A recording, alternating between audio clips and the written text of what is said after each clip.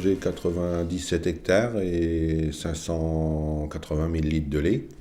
La structure est une structure individuelle dans laquelle mon épouse est conjointe collaboratrice. Les bâtiments sont aux normes depuis 2000. Et le point noir de l'exploitation, en fait, c'est le morcellement des parcelles.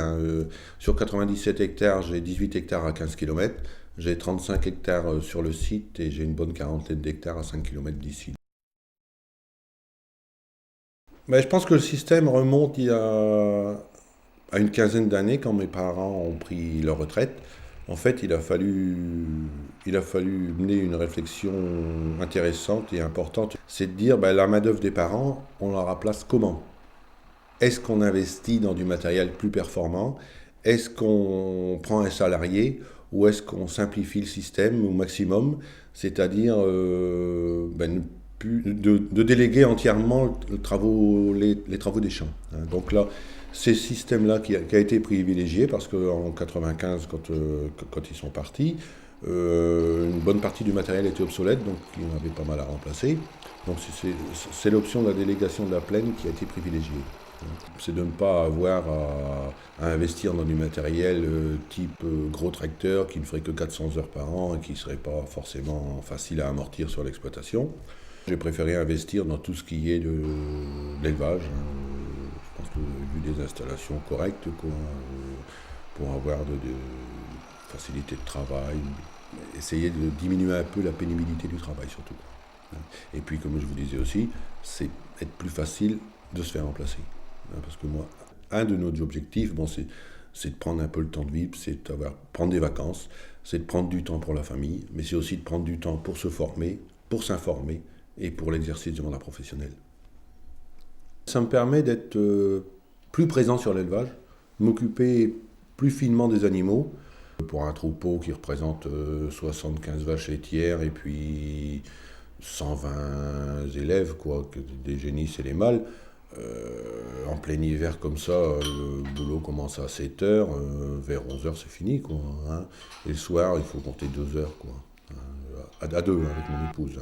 Donc les tâches sont bien répertoriées, chacun sait ce qu'il a à faire. Il n'y a aucun souci, quand c'est bien organisé, ça se passe bien.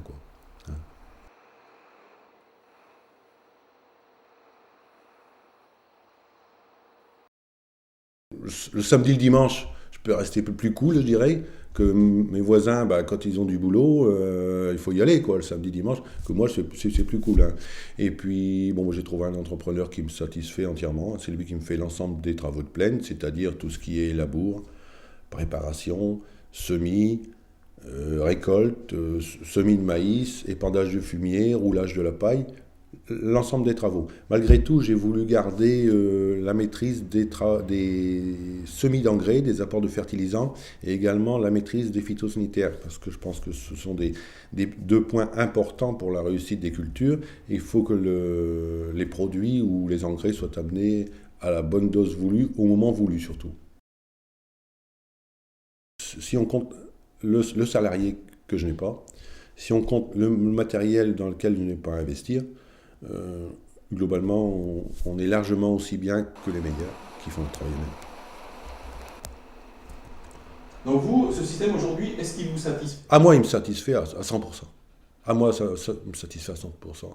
Mon but, c'était de travailler pour vivre. Je pense vivre correctement et travailler pas forcément plus que j'en ai besoin, c'est tout.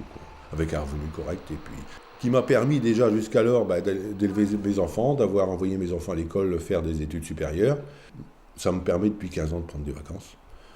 Ça me permet aussi de préparer sa retraite. Parce que c'est vrai qu'à la retraite, il va falloir un revenu, donc il faut penser aussi à le préparer un petit peu. Donc tout ça rassemblé, je pense que ma formule, pas forcément si mauvaise que ça.